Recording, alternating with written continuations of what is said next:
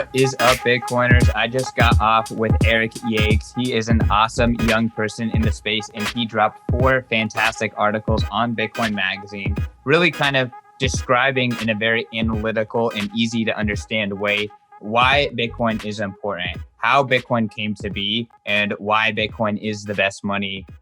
So he breaks down a lot of the key concept that maybe some of the Bitcoin curious out there haven't fully grasped. But these 4-part series can help people go from like, oh, I own some Bitcoin, I don't really get why it's important, maybe Ethereum, maybe these other things could work, to like, okay, Bitcoin is special, Bitcoin is different, money is huge, and Bitcoin is the best money. So Eric does a great job. On this podcast, we just run through each article one through a time, and we talk about each one and break it down. Eric gives us commentary. I asked some follow-up questions. I think it was a really great podcast. Again, you could use this as like, hey, your friends into Bitcoin, send them this podcast, give them the overview. Here's the 4 articles to go with it. If they spend 2 or 3 hours with this content, they're going to come out the other side knowing a lot more about Bitcoin with a lot more conviction and probably a lot more maximalist. So I highly recommend all of Eric's work. Highly recommend checking out his book. I highly recommend listening to this podcast and reading the 4 articles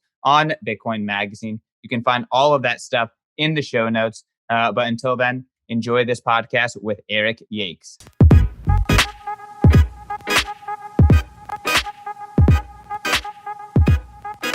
Bitcoiners, I'm sitting across from Eric Yakes. I just spent several hours going through his articles he published on Bitcoin Magazine. Just absolutely thorough and very, very well written breakdown of like what makes money useful and important, why Bitcoin is the best money, how Bitcoin works, and how it fits into all of that. Eric, thank you so much for contributing to Bitcoin Magazine. Such excellent work, and welcome to the podcast. Thanks, man. I'm really excited to be here. This is fun. I remember it was like a year ago. I was kind of like watching a lot of this content, and I was like, all right, now I'm here today, and it feels great. I'm glad to be talking to you. Dude, the amazing thing about Bitcoin and the Bitcoin community is it's truly a meritocracy. And it's like, it doesn't matter who you are, where you're from, if you're a NIM, if you're public facing, whatever. If you're putting out good work, it's just going to start bubbling to the top, and Bitcoiners are going to start, highlighting you and stuff like that. So it's amazing to see. Yeah, like that's one of the coolest things about doing all this is like, when I was starting off kind of like writing in this area, I was like, okay, like, look, I believe in myself. I believe in the content that I'm writing. But I was like, it's probably going to be a while, particularly because I get kind of technical with a lot of what I'm talking about. It's probably going to be a while until, it gets traction with somebody enough to them to be like, hey, like, let's take a look at this. This is pretty valuable. And then what's cool about the Bitcoin community is like it got traction way quicker than I thought it would. And a lot of people kind of see the value in some of the writing, and it's totally a meritocracy. And that's one of the coolest things about it all. So Eric, let's just start off before we get into these this article series they put together by like introducing the audience to yourself. Like, who is Eric Yakes? How did you get into Bitcoin, and what was your journey like? Yeah, totally. So I started off, I was at this firm, FTI Consulting, and we did corporate finance and restructuring work. So we were the largest restructuring firm in the world. So it's kind of like any sort of major bankruptcy or company that's like undergoing challenges, we were typically assisting them with some sort of like advisory from like a financial or operational or strategic perspective. And I was working in kind of like the tech and media group there. And it's actually the same group that Parker Lewis used to work out of. And then I was there for a few years, and like my goal from college was to work for a private equity firm. And I kind of, I earmarked that company because I get a lot of really good experience for that. And then I moved to a local Denver private equity company. It was Lion Equity Partners. And they were kind of a spinoff fund of Platinum Equity out of LA, which is this guy, Thomas Gores, who created this investment strategy of buying out corporate carve-outs of larger enterprises. And that was a really successful strategy. And he ended up, buying the Detroit Pistons because of it. So they grew to be really large, and they were only doing like really large size deals. And then a lot of funds kind of spun off. And, one of them was the fund that I went to out of Denver. And I was there for like a year and a half.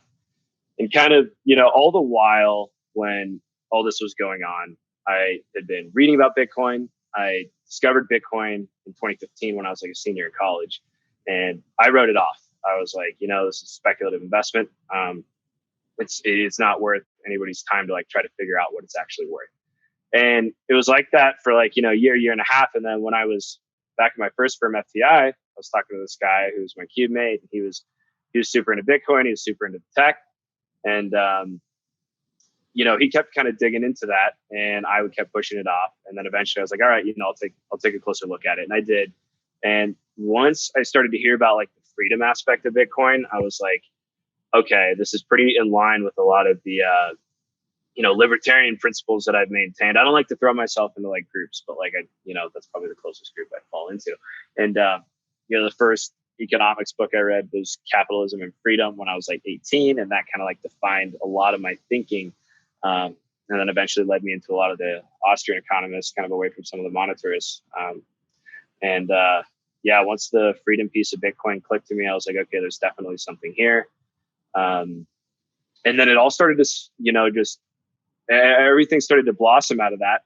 And all the while I noticed I was spending a lot more time in, hours after work, which wasn't all that much, but I was spending a lot more time just kind of learning about Bitcoin, trying to understand different aspects of it. And I was just taking up a ton of time.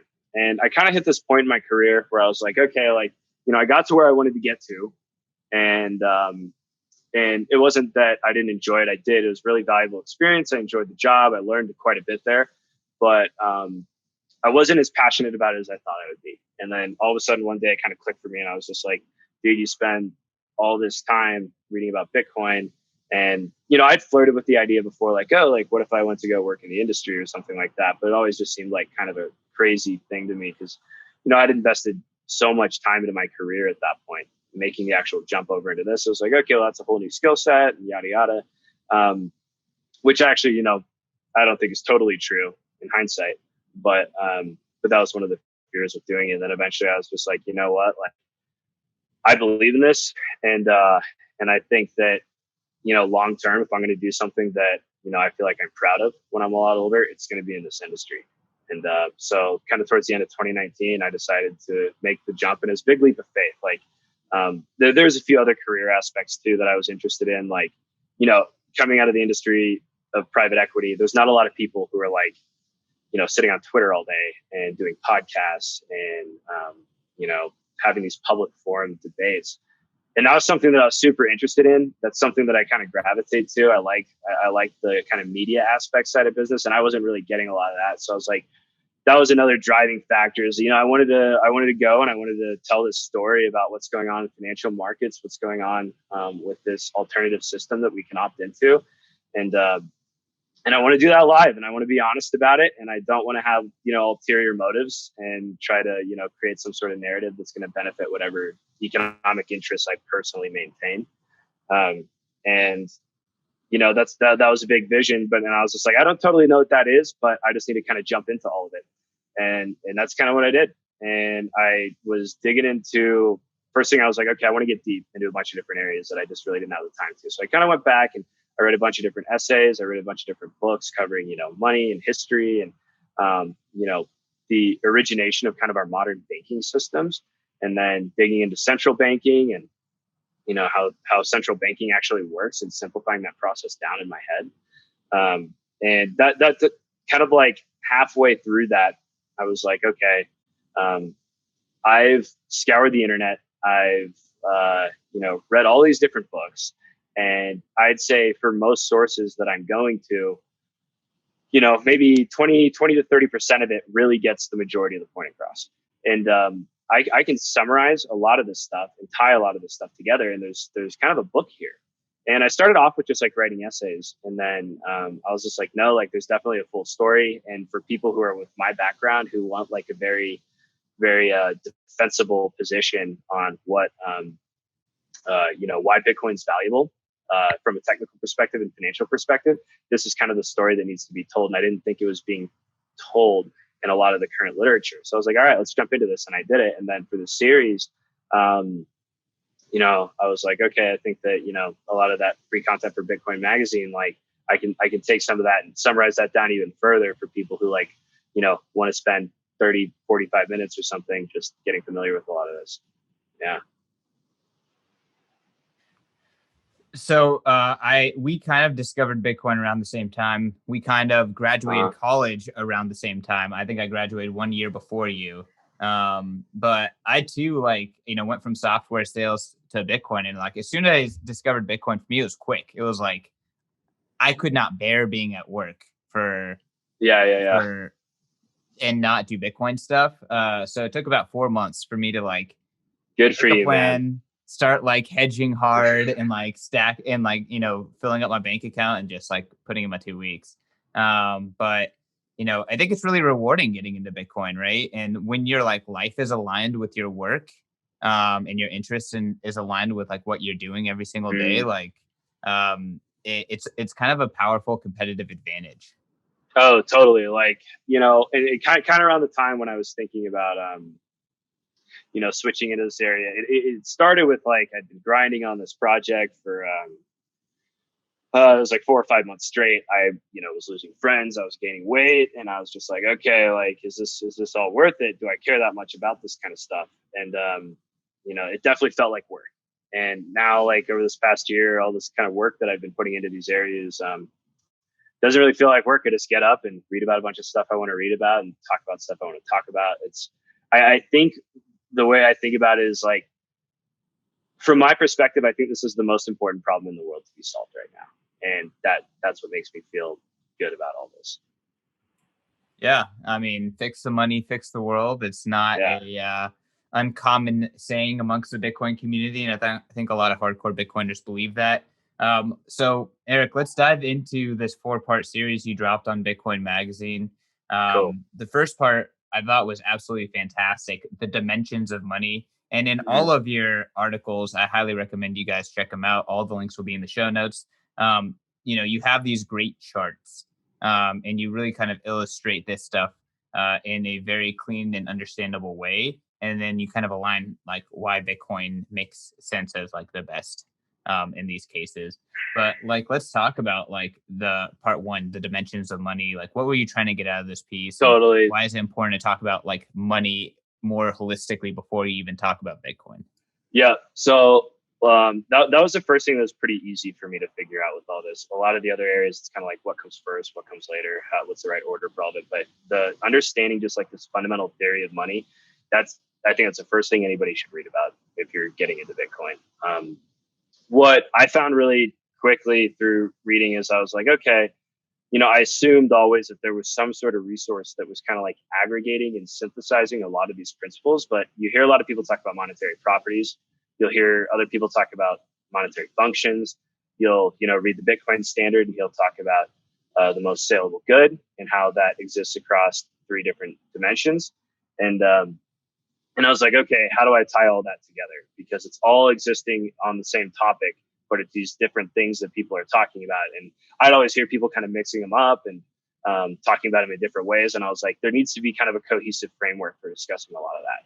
So that was the first thing. Is I was like, I need to organize a lot of that together. The other big part of the essay, or the article, is kind of making a distinction for people apparent between market value and monetary value. Um, it's actually pretty timely because I was just reading this week through Taleb's finalized paper on Bitcoin, and he really focuses on that distinction, and I think he conflates it in a variety of different ways. And I think it's really important for people with a financial background to kind of get their head around this point too, so that you don't make similar mistakes, or at least have the right perspective to understand that value. But being able to define that difference, from saying, okay, we use a lot of these financial models to say, like, here's what value is, and we have a lot of really solid theory behind all those things. What hasn't happened in millennia is a new emergence of a monetary good. So nobody's ever really talked about monetary value. Like when I was in college, I think it was, there's like a cursory review in one chapter at one point, and then we kind of moved on. So here's what money is. We all know that. We all agree. Let's move on. And but now everybody's starting to question that again. And a lot of people are taking this market value framework and they're applying it to Bitcoin. And I'd say like a lot of these OG, really smart finance guys who've been doing that for a long time. And finally, they're coming around to things. But I think it would save a lot of people a lot of time if out the gate they're just like, okay, there's a difference between market value and monetary value. Market value you assess by some type of model that discounts future cash flows of an asset, which, by the way, is speculative. But we won't go there into the theory of all that. But from a monetary perspective, you have to break it down property by property and say, okay, what makes something good money? Because money facilitates the process of trade between things that have market value. So like what's confusing about money to a lot of people is that there's like this implicit cost in a transaction. Whereas like when I go, so here's an example, I go buy a cup of coffee and there's an explicit cost. I can be like, okay, this cost me $4. And with trade, you don't directly understand what that implicit cost is.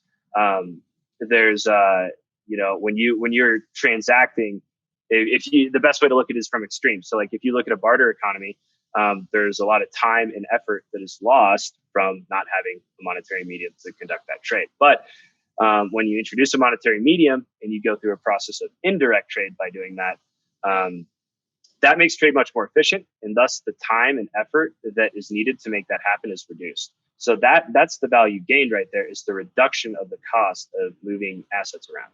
And that's not explicit, so it's harder for people to understand because you have to think about it from where is it implicit. And Bitcoin does that better than any other asset. Well, not yet, but the vision that I have for Bitcoin is that it'll do that better than any other asset one day. So those two, those are kind of the two primary points that I wanted to get across in that article. And then lastly, just kind of showing like at a very, very, very high level, here are kind of the primary evolutions of money that occurred throughout history. Here's kind of how the monetary properties of those changed and compared over time, and why we ultimately were adopting new forms of money. And one thing that wasn't really being captured kind of in that framework of the 6 monetary properties was with, each step of the monetary evolution, we were like, okay, here's a better form of money. It's much more efficient for trade. And we're going to adopt the benefits of that form of money. But but although it's efficient, we have to trust somebody else to, facilitate that process, which, in hindsight, it's easy for us to say why that might be bad. But, back then it was just people being like, oh, this money's a lot better. And it worked for quite a while. And it's still, it's not to say that it was some sort of horrible system. It's just now we're kind of more out of hand. But with that trade of trust and efficiency, that started to accumulate over time, and there is an agency problem that exists within money.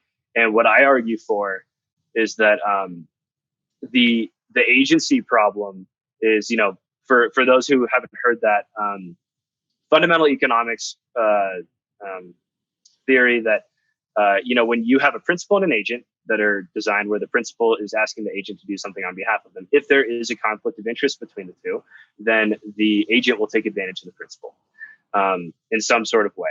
And that results in moral hazard. And whatever moral hazard comes from that, we have tried over time to design systems to mitigate that moral hazard. And, a great example we're all familiar with is balance of powers in our democracy. When you have a principal, society, and you have an agent, government, and you elect them to do something on behalf of you, but they have a conflict of interest, aka they want more power over you, then we need to create some type of system that, although it's a lot less efficient than like a totalitarian dictatorship, mitigates the risk of that moral hazard coming through.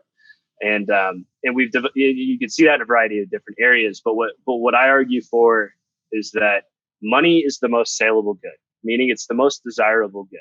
Anybody would trade something for money quickly because it's the good that you can immediately trade and it won't lose value. Because it's the most saleable good, it is more subject to moral hazard than any other good. At least is what I argue for. And so that's kind of another big piece that I wanted to get across. Is you see this, evolution of money over time and this trade of trust for efficiency. And, we have a lot of trust in the system now. It's the most centralized system in 4,000 years of financial history. And there's quite a bit of moral hazard that comes from that. All right, let's take a quick break from that episode. I want to tell you guys about our sponsor. It is Bitcoin 2022 conference. I am sure you saw the videos. You may have been there in person. Bitcoin 2021 was an absolute smashing success. It was the biggest conference in Bitcoin history, crypto history, whatever history of the digital asset sphere. Bitcoin is number one, and the Bitcoin 2021 conference is number one with a bullet. It was an absolutely incredible time. I was working my ass off the whole time, but I got to meet so many incredible community members. And I think the best testament to how amazing Bitcoin 2021 was not just all of the amazing, accolades and compliments that I got personally and our team got, but also it's the skin in the game in Bitcoin 2022. We have already sold close to 1,500 tickets. That is more than 10% of the people, everyone who went to Bitcoin 2021 have already purchased tickets to Bitcoin 2022. We have not released a date. We have not released a city. We have not released anything. That is the biggest compliment. That is the biggest skin in the game of the community being down for this conference. Bitcoin 2022 is going to be bigger than Bitcoin 2021. It's going to be better than Bitcoin 21 in every single way. And we are going to be bringing you the best opportunity to mingle with the biggest, the baddest, the most Bitcoin people on the planet. So join the revolution. Go to b.tc/conference. Get your tickets today. I don't know what the ticket prices are. They are going up. I think they're $249 right now. We just rolled out fiat ticket purchases. All the tickets purchased before today were all purchased in BTC. So get it, guys. Get it. Get this ticket. Be at Bitcoin 2022. See you there. Bitcoiners, I want to tell you guys about The Deep Dive. The Deep Dive is a new premium newsletter from the Bitcoin Magazine team in conjunction with my man, BTCization, Dylan LeClaire. Dylan is such a multifaceted and wide-ranging analyst. He does everything from on-chain analytics to macro analysis to hash rate and all that kind of good stuff. He does it all. He breaks down everything that's happening every single day with his daily dive. He's going to dive into what is happening in the market that day. So that way you don't have to pay attention to Twitter. You don't have to pay attention to anything else. You can just pay attention to the deep dive and he has you covered. And at the end of the week, guess what? You get a weekly recap. And at the end of the month, hey, we have a freaking report, a beautiful PDF breaking down all the activity of that entire month, what it means for Bitcoin, what you can expect moving forward. The Bitcoin market is going to moon. We are here to make sure that we maximize your stack. Go to members.bitcoinmagazine.com to sign up today. And if you use promo code BITS, you can get 1 month for free. So again, the deep dive, I've been checking it out every day and you should too. Back to the show. Yeah, I mean, I've had a lot of conversations kind of around banking and why banking kind of makes sense. And kind of in my mind, this is kind of how it goes is like banking was a technical solution to enable gold to scale better and to solve some of the custodial and security issues that kind of involve gold. And ultimately, as that power kind of centralized and trust in those institutions kind of compounded, that presented the opportunity in the 70s to close the gold window. Obviously, there's a lot of history between then and there to centralize power all the way into just the U.S. to have that power to do that in the first place. And then following that, like the internet was the final nail in the coffin because gold just could not compete on the internet, and it was only fiat on the internet. And fiat became ubiquitous because of that, as well as the other internet-based assets. So that's kind of like my mental model for why now Bitcoin entering as like sound money on the internet is like kind of bringing back the balance, and bringing back some sort of like decentralized sound store of value into the digital sphere. Totally. And I kind of break that down, and there's decentralized production of money and decentralized storage of money.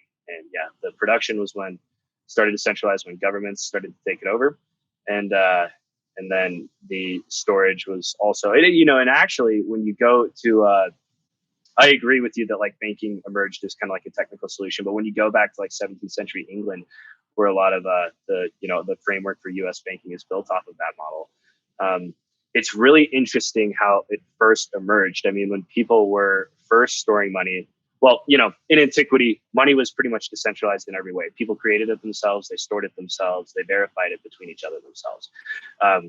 But once people started to accumulate enough wealth, they were storing a lot of their wealth in monasteries and government mints for a while. And Charles the First in England, he ended up appropriating a lot of wealth that was stored in the government mint. So the foundations of our modern banking system, our modern private banking system, were coming from when that appropriation occurred, and then a bunch of people got scared and they all took their money out. And they all started to move it into the vaults of these goldsmith bankers who were just the guys that were smithing a lot of different, the gold ingots for different reasons. And they had a bunch of capacity set up for that. And like, that's how a lot of our modern banking system came from, is people were trying to hide their wealth from the government. And then when they started to develop that, it gets even kind of crazier, because fractional reserve banking in that system also kind of emerged, not from just the perspective of the goldsmith bankers could benefit from that system, but also there was a benefit to individuals from a fractional reserve, because when you have multiple claims on the same money, they thought that protected them in a similar way. Is kind of like how modern trust schemes protect assets. So like, when you throw an asset into a trust, it kind of exists in this limbo where it's like, well, I don't totally own it, and the trustee doesn't totally own it, the beneficiary doesn't totally own it. It just is kind of in this limbo zone. And when they were creating a bunch of claims on the same amount of money in their vaults, they were gaining certainty that the government wouldn't appropriate it from those vaults in some form, because there's so much more damage that could be done to the economy because of how they expanded the amount of money through that process, which is really interesting, because it was a defense strategy for a while, and then this became kind of commonplace. And then central banks were used to plug the hole from those booms and busts. But yeah. Yeah, I mean, again, to bring it back to the series, like one of the things I love about all of the parts is the historical context, especially part two, where you kind of go into the historical context of Bitcoin and like the process to get from, let's just call it general cryptography, to like a distributed monetary system that works. People think that Bitcoin is the first cryptocurrency implementation, but Right. really, like, there's many before it that kind of like were on this path of failure until Bitcoin finally got all the pieces right. And then after that, the altcoins could just command command V command or sorry command C command V the Right. magic formula, and just duplicate the magic that Bitcoin kind of hit the first time. But it was a struggle to like figure out how to do it. How to like get the certain properties right, so that way the distributed systems game theory would work. Right. Yeah. I mean, incredibly complex, built through this aggregation of, failure over time, and many very valuable discoveries that were made from a lot of that failure. And I mean, I think just providing that perspective to people initially too solves a lot of questions in their mind of like, oh, this is some sort of crazy thing that a bunch of like, internet nerds created. Providing that history of like, no, very sophisticated people who were, incredibly intelligent and innovating in the space of public key, using public key cryptography to innovate in a variety of different ways. Had a fundamental goal for this vision of the future. And that's the other big piece, is this was a fundamental goal to have, you can't have an online economy where people can organize without a way to move economic value peer to peer. If with the Cypherpunk Manifesto, it's like, if we were going to move money, or if we were going to organize and create this type of freedom platform for what the internet should be as an enabler of freedom, then we need to be able to organize, which means we need to be able to transact economic value between one another. And that was a very fundamental goal of what these guys were going for, because it's kind of like, without this, nothing. And yeah, it's an amazing story. Yeah, I think we can jump into the story a little bit. There's a piece by Derek Gigi that also kind of had the same essence of your part two, but really diving into like the history of all of these previous Bitcoin projects and how they led to Bitcoin. B Money, B Gold. It was, yeah, I think B Gold, or Big Bit gold. Gold. Yeah, Bit Gold by Yeah. Zabo. Um, you know, uh, David Chom's company, several other Mhm. iterations around trying to make this happen. Reusable proof of work, hash cash. It all kind of comes all together into Bitcoin. Right, right. Yeah, I think that, you know, David Chaum was kind of the, he was the founder of a lot of these ideas. And, Chaum was putting together the idea of, digital signatures. And that was the key piece to allow people to, public key cryptography allowed people to prove that um, that they have knowledge of their private key with, without actually revealing that private key. And, and one of the ways that a friend of mine told me is a good way to explain that without getting into math, which by the way, like I dug into that math in Jimmy Song's Programming Bitcoin book. And if you really want to get deep, like that's fine, guess, but you can just like Google it on Wikipedia too. But the ECDSA, elliptic curve math that goes in behind this it's kind of fun to like really figure out how it all works. But anyways, it's kind of like if you give me a bucket of pink paint, then I know that you had white paint and red paint to create that pink paint. I don't know how much of each, but I know that that existed. And that's kind of like how it's analogous to a way that we use math to prove that we have knowledge of a private key without actually revealing that private key. And then, David Chaum used that, but a lot of his innovation for the company was DigiCash. And his innovation was dependent upon a third party server that needed to be trusted. And another big piece was, there's a book by some of the professors at Princeton that kind of go into this detail pretty well. Um, but another big piece was they were trying to fix the value of the money to some sort of exchange rate, whereas Bitcoin was trying to bootstrap that value purely from a market, which was a monumental feat. That was something that was incredibly hard to do, and that's why most people who were creating these early forms of digital cash were avoiding that problem, and they're trying to have some sort of fixed exchange rate that they were going off of to bootstrap it. Yeah, so like Chom kind of had like the fundamental piece together, and then the other big piece was when, and these things all kind of occurred at a similar time, but Adam Back solved the need of digital scarcity, and by using that one of the properties of software that is, and that's also interesting. That was an issue that was specific to the internet that emerged. It's like if we want to create money on the internet, well, money needs to have a property of scarcity, and software is infinitely replicable. So because of that, then anybody can just like copy bits and turn them into more bits, and we need to find a way to make that scarce. And that was one of the key problems that Adam Back's discovery of Hashcash solved, was creating a digital scarcity by finding math problems that are hard for computers to solve and requiring you to solve those math problems to create something. And that was another big fundamental piece. And then like there was the blockchain, which was it was in this paper. I forget the first name of this guy Stornetta, and like that was something older in the '90s, just for like database structure. And then they used that to say, okay, if we use that, and then Ralph Merkel's Merkle trees, we can create a really efficient way of creating this public ledger that these transactions can go on, and we can keep them scarce, and we can put them on a public ledger in a way that's very efficient to verify. I feel like that's probably the most fundamental piece of it all, is it allows people in a very efficient way to verify transactions. And then Satoshi was the one who kind of brought it all together in a practical sense, at least. Um, and he solved the problem with consensus, which was probably, I mean, that I think that's like the hardest step, is figuring out how to tie all the things together and have all the incentives align correctly. It's unbelievable. Every time I like think through it, every time I'm just like, what kind of a mind it takes to actually pull something like that off. But yeah. Yeah, I mean, it really is like putting all these random pieces together to make the system finally work.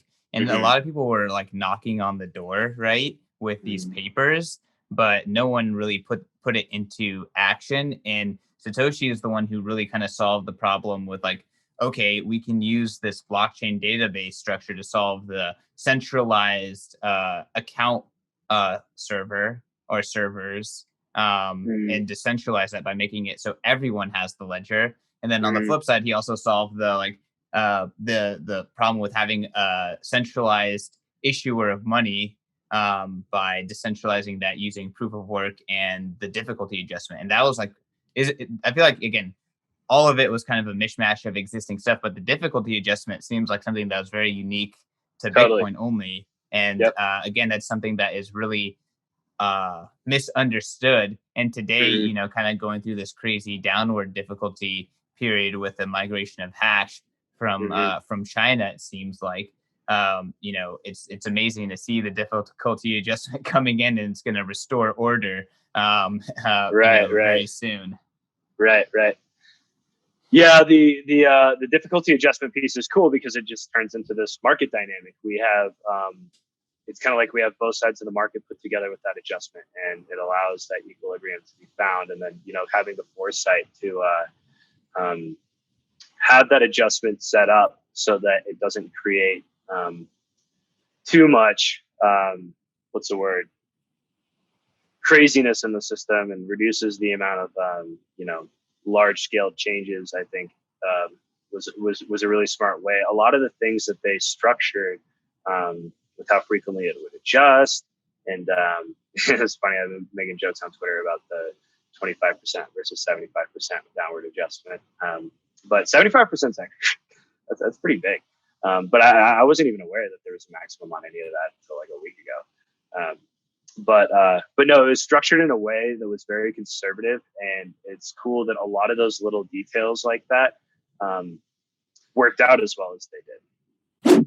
Before we get back to the episode, I want to tell you guys about Bitcoin Magazine. Bitcoin Magazine is the oldest publication covering Bitcoin, and we've been covering Bitcoin since 2012. Y'all, I'm so proud to be working for Bitcoin Magazine. We spend all day trying to scour the internet for the top news, the top plebs, the top subjects, conversations, everything that has to do with BTC, the asset, BTC, the culture, BTC, the revolution. We are here for it. We are here for BTC and BTC only, and we want to give back to the Bitcoin community. Hit us up if you want to contribute. And yeah, go follow us on Twitter. Go subscribe to this podcast. Go follow us on YouTube. All of the places that you can find Bitcoin Magazine, we are there. Instagram, Reddit, everywhere. We're there. We're there. Follow us for the best Bitcoin knowledge. Back to the episode. Yeah, I mean, again, it seems like there was some ideas put into practice, some ideas that didn't get put into practice, but it was really incredible Mm-hmm. to see that like Satoshi solved a lot of these fundamental issues, put it into action, and actually created a network. And then even in the early stages, like his big challenge was convincing all the skeptics that Bitcoin actually worked, that it solved the Right. Byzantine general problem, that it solved the production of money problem, that it solved the centralization problem with verifying all the accounts and the supply and all that stuff Mm-hmm. that all these guys were working on for so long. I think this is a good place to transition into part three, the fundamentals of how Bitcoin works. Yeah. I think this weaves really well into like, okay, so how does Bitcoin solve these problems that these guys have been working on forever? Right. Yeah. And going back to it, it creates all the right incentives for people, and the incentives are aligned so that it's to the benefit of the network, and it incentivizes the network to continually grow and become more secure and thus more valuable to people. And I kind of start that off. I think that like one of the big things that most people I would talk to couldn't really get their head around is just like, what is a decentralized software? And just breaking that down into like really simple terms and saying, okay, well, you know, decentralized software, it's like when you have a company that is, with a CEO, they have a data center, and the data center has these computers that have memory and processing power. that are used to serve the functions that the company is providing to other people. And with decentralized software, it requires that same infrastructure, but it's done so that everybody can do that themselves. And all those, if there's 1,000 servers in a data center, then you can take that. And if you have the right incentives in your network, you can have 1,000 people with their own server all working together to ensure that that same product is produced for all of them to use, because they're incentivized to do so. And yeah, that when you add in the piece of money to create those incentives, then you can actually have people work on code that creates this type of decentralized software that performs the same functions as like a centralized company could. And it just kind of like breaking down that foundation, I think, is important. And then the other big thing too that I was kind of confused on for a while when I was getting into Bitcoin was just like, what is a node? Is a wallet a node? Is miners are nodes, but like, are they kind of nodes or not quite nodes? And then I put together this like graphic that's just like, okay, like you have these two like primary constraints of like memory and processing power, and what everything that participates on the Bitcoin network and has a Bitcoin software is like a node in some form. But depending on how much memory you have and depending on how much processing power you have determines what functions you can fulfill between routing transactions. When you hear about them, you tell them to other people. And then verifying them so that you're certain you want to tell them to other people. And then the mining function to solve for blocks. And like, those are kind of the three things going on the network. And, depending on how much memory and processing power you have will determine whether or not, how you can participate in the network. So like kind of breaking that down. And then, moving away from that, I dig into just like, here's the technical explanation of how the mining process works that would really, really get me there. And I think for a lot of people, whenever I talk to somebody in finance, I'm like, okay, so like, what's this math problem they're doing? The quick thing I go to is like, okay, if you've ever done a goal seek in Microsoft Excel, it's like the same thing. Just like, it's bigger, it's really, really massive numbers, and there's a lot of nuances to all that. But at a fundamental level, they're just trying to goal seek into an answer. And the goal seek in Excel takes a lot of time to go because Excel has to run through a bunch of iterations to find the right answer. And that's all these guys are doing, is they're just running through a bunch of guesses. And when you use large enough numbers, you can adjust like how hard that actually is to do. And getting into the mining process and kind of just breaking down how that process works is really important. And that once you find that solution, that that block is ultimately communicated to the rest of the network, and people determine whether or not they want to accept it into their version of the blockchain based on if it passes their own personal verification. So at every step, everything's getting verified, and then good transactions get into the blockchain.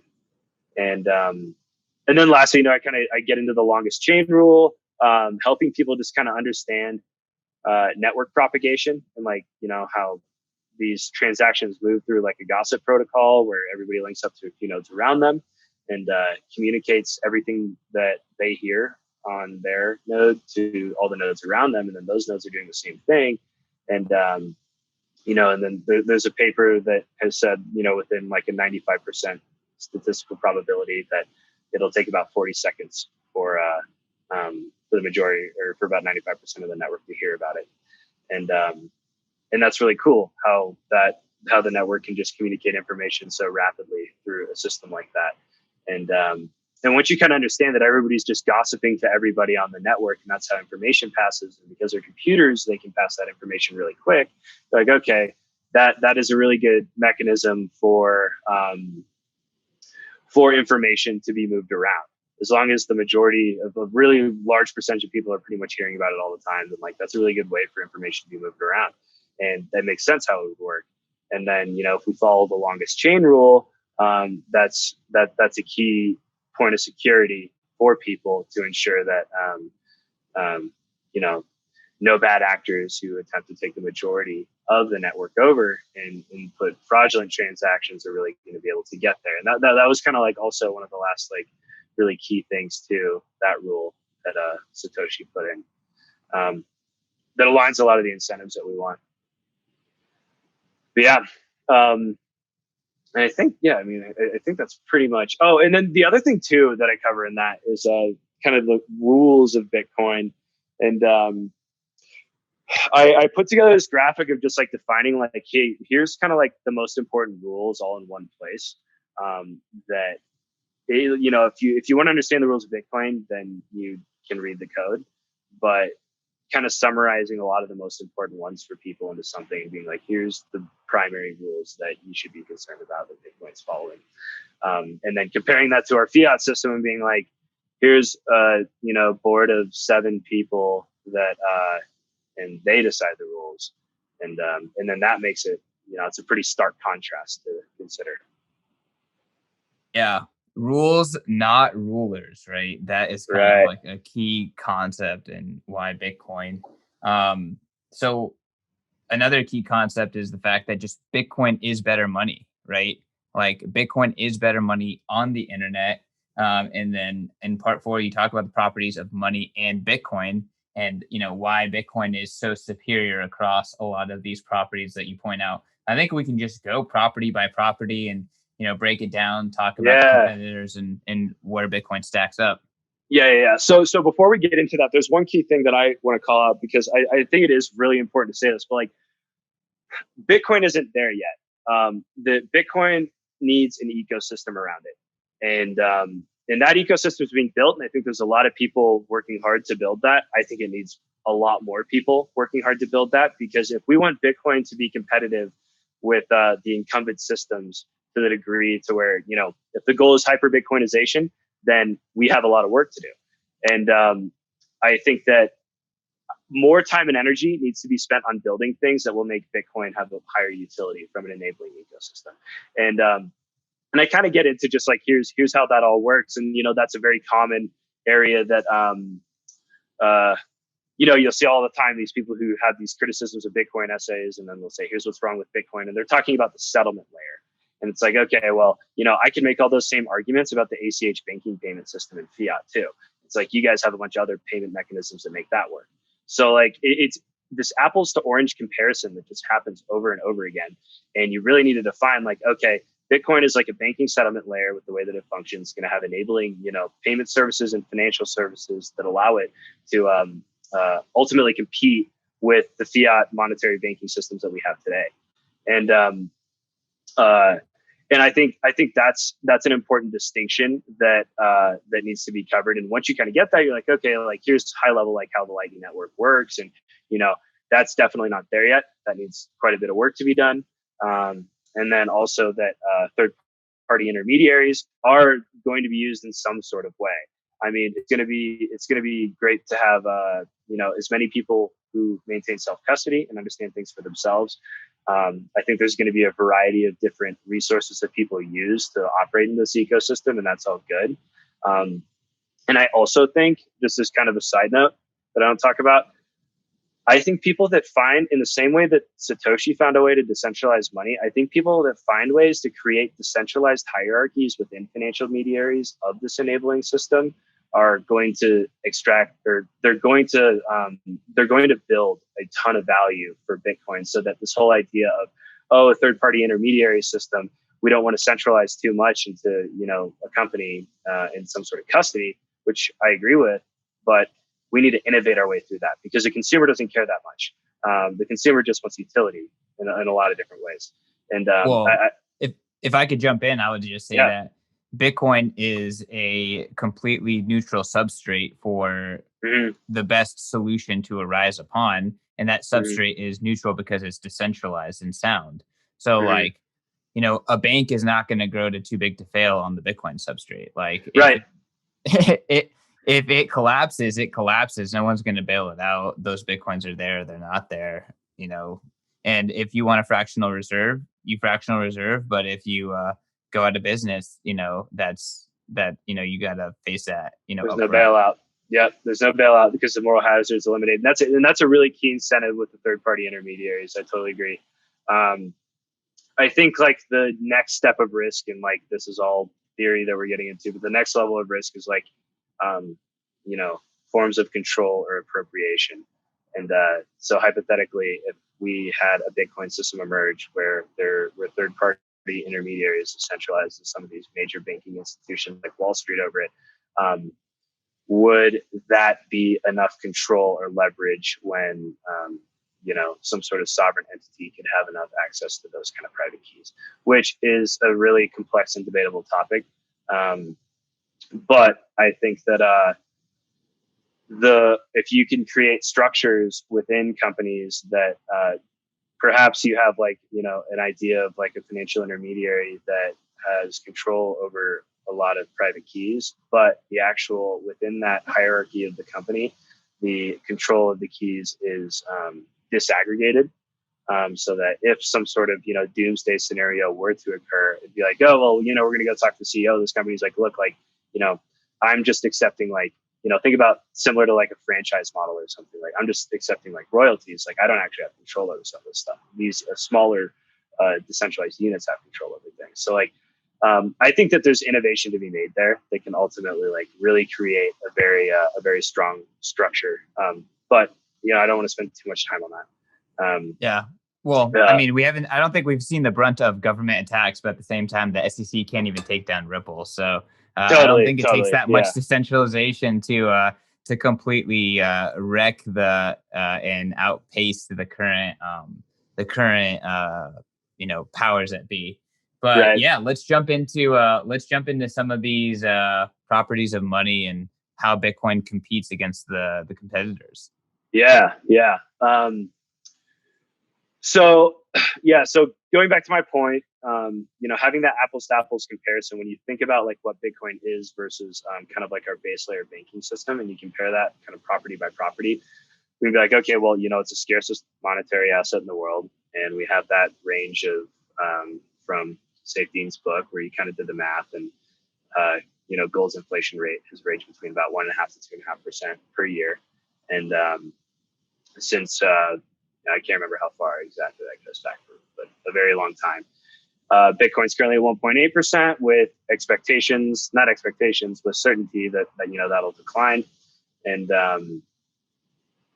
then I kind of go into the high level question of like, okay, well, why can't somebody create like a more scarce digital currency than Bitcoin? And of course, yeah, we can always just copy the code, but the key piece is Bitcoin is valuable because of its network, and you can't just copy a network. And that's kind of the key thing that people need to keep in mind, is that the network is underlying this whole system, not the software is what makes it valuable.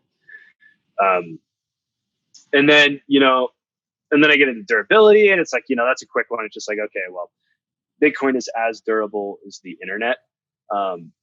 So that's a very durable decentralized system. And then acceptability, that's the big one. That's the one area where Bitcoin has not achieved superiority over prior forms of money. And that's kind of going back to the point of what I think we need to, what everybody is currently working really hard to make happen. And we need to keep pushing for that. And like, I was reading through Taleb's paper this week, and like, that's the big thing is he keeps going back to this idea of like, okay, well, money is or Bitcoin has been around for like 12 years, and it isn't a medium of exchange, and it isn't a unit of account yet. And it's just like, yeah, well, like, what's your timeline for these kind of things? Because honestly, I don't know. I'd be surprised if anybody totally knows how long these things will take. All we know is that it is earmarked because of all the other properties to be exceptional in that area at some point in time. When that comes is harder to say. But I mean, his entire paper is like predicated on this idea that like, oh, it's been 12 years for like a new emerging monetary base layer asset, and it hasn't got there, so it failed. And like, I think it's kind of ridiculous at this stage he's writing about something like that. Yeah, well, Bitcoiners hurt his feelings, so Fragile Taleb has to poo-poo on Bitcoin. But I think he's going to have a lot of egg on his face, and I had Lord Fusitua, who is a lord from the island nation of Tonga. And, the way he sees it is like, okay, like in the West and a lot of, Europe and that kind of stuff, Bitcoin's been much more of a store of value. But like in developing nations, they're using it a lot more as a medium of exchange. Maybe it's still difficult to use it as a unit of account because the world still operates on the dollar. But he's like, Bitcoin stacks all those directions equally well. It just Mm, depends on like what situation you're putting it in. Like, yeah, mm, it's better store of value, but yeah, if you have no other alternatives, it's also the best unit of mm. medium of exchange. It's technically easy to acquire. It's peer to peer, it's censorship resistant, all these kind of things that a lot of folks, in developing nations just don't have access to. Right. Right. Yeah, it's definitely making progress in those areas, and it's good to see. But I think that we're still a very long ways away from a lot of those things being achieved. And I think it's important to just, when I discuss these aspects with people, I try to, just stay humble and say like, look, here's what we know, here's what works really well, and we're making a ton of progress there, and the growth in this network is outpacing the internet, and everything is indicating that is, well, I can't say with certainty how anything's going to pan out. It is the best bet I think I'll ever get to make in my lifetime. So that's Yeah, from a risk reward perspective. So like yeah, that's kind definitely. of how I look at it. Yeah. Asymmetric risk to reward profile is definitely a snooty way to say exactly what you just said. Yeah. Yeah. Yeah. And um yeah, I would say that like in general, when talking about like, Bitcoin and where we're at in its journey, I only have one kind of criticism to say about phrasing it as acceptability. And just, I don't think that's acceptability that makes sense. I think it's more of a demandability. Like, do people value Bitcoin and are they demanding it for their services? Like, I don't Mm, think it's going to come from people like, I need to pay you in Bitcoin. We already know that there's no momentum there. Bitcoin's better money. People don't want to spend it if they can avoid that, right? I think it's going to mm, come from like, I demand better money from my services. And that's really like, it's going to come from people who want to save and accept Bitcoin mm, more than it's going to come from people who are like, fine, I'll take Bitcoin because there's all this market share that I don't have access to. mhm. Maybe just a slightly different framework. Yeah, and when you start to get into monetary properties, some things get a little confusing as to like what perspective you want to think about all of them from. But it's like, okay, like there is a degree of acceptability for reasons that you're talking about, and it's not just a degree; it's pretty significant. Um, but if I were, and then you have to say like, okay, well, how do we define acceptability? At what point is it considered a medium of exchange? Because it can be a medium of exchange without being a unit of account, and that so like it's a gray area in between there, which is another point that I kind of hit on. That's Is what like, look, Strike does. right. Yeah, exactly. So like, a lot of these things are these are qualitative assessments. There's no like hard line in the sand where you can be like, okay, here's what I know. But if you do know a significant difference between things from the perspective of each property, then you're like, okay, well, this one's obviously better.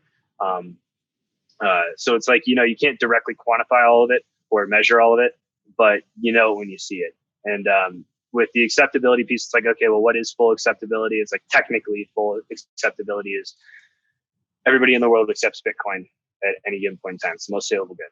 And that, we're a long ways away from 100%, but like, what's the critical mass necessary for it to be considered, the most acceptable? Um, it gets a little gray, but in any event, it needs more acceptability.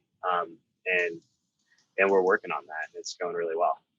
Yeah, I mean, I would definitely say it's going really well. I think El Salvador came a lot faster than most Bitcoiners would think. Unreal. And Yeah. yeah, I mean, I would say personally, as a Bitcoiner, most hardcore Bitcoiners are bears.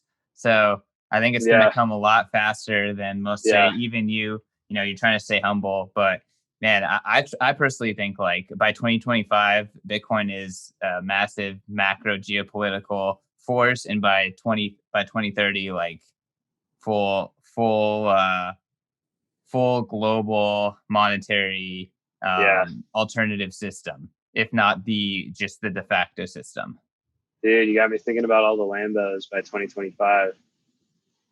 Dude, I mean, fuck Lambos. Just Yeah, I know you guys maybe are against the 2025 Lambos. is for the Citadels, and then 2030 Mm. is is for hopefully back to sanity. Yeah, well, that's a funny thing. Is like I feel like even people who like think they want to spend their Bitcoin on a Lambo, it's just like you don't know yourself well enough because you don't know the incentives that it puts within you. And by the time you actually get there, you probably won't do it unless you're an idiot. But like, So at Bitcoin 2021, we sportsbet.io and Bitcoin 2021 gave away a Lambo. yeah, And yeah, the winner had an option of accepting a Lambo or taking the value of the Lambo in Bitcoin. And the pleb that won took Bitcoin. yeah. Oh, hell So the yeah, pleb won that's easy. several Bitcoin at Bitcoin 2021. That's so And sweet. Sportsbet got the Lambo back. Yeah, dude. I saw the Lambo, and I no shade, but not the best Lambo. If it was like a 2003 lime green Murcielago, then I might have been tempted. But I'm more of the OG Lambo I don't even know enough about Lambos to care. And if I had one, I could not have won because obviously I worked for the company putting on the conference, but type. I would have taken the Bitcoin too. Yeah, I would have taken the Bitcoin for sure. All Um, right, Eric. Well, dude, thanks for coming on to the podcast, breaking all this stuff down. This was a mhm. lot of fun. And, I can think of a ton of people in my life that need to read your articles. They're stacking, they kind of get it, they kind of don't.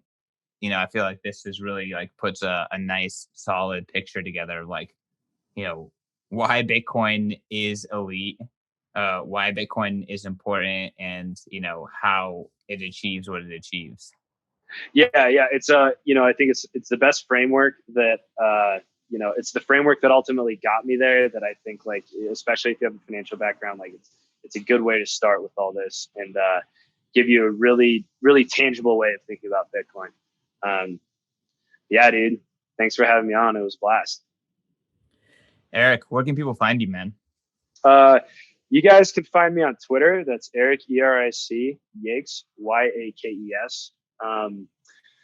Yeah, find me on Twitter. Pretty much everything's linked on there. I've got my book is on Amazon. That's the seventh property. You just search that. And yeah, my website's linked to my Twitter. So come check me out. Send me a DM. Let's talk. If you didn't pick up on it, I'm pretty interested about financial services in this industry. So I'm trying to meet people who are also interested in forwarding a lot of those goals. So hit me up about that too. But yeah. Fantastic. Well, Eric, thanks so much for coming on the show. Thanks so much for contributing to Bitcoin Magazine. It means a lot to have, such an articulate member of our contributor community. So I appreciate it. And in terms of Bitcoin Magazine, you all can follow us at Bitcoin Magazine. You can check out the website, bitcoinmagazine.com. Dropping a little hint here, but, we're working on a physical product soon as well. So I know Cool. Bitcoiners love collectibles, and we're bringing back the physical Bitcoin magazine finally after years of kind of delay in that department. But keep an eye out for that. Follow me at CK_Snarks, 5-star reviews. You all know the drill. Catch you later. Peace.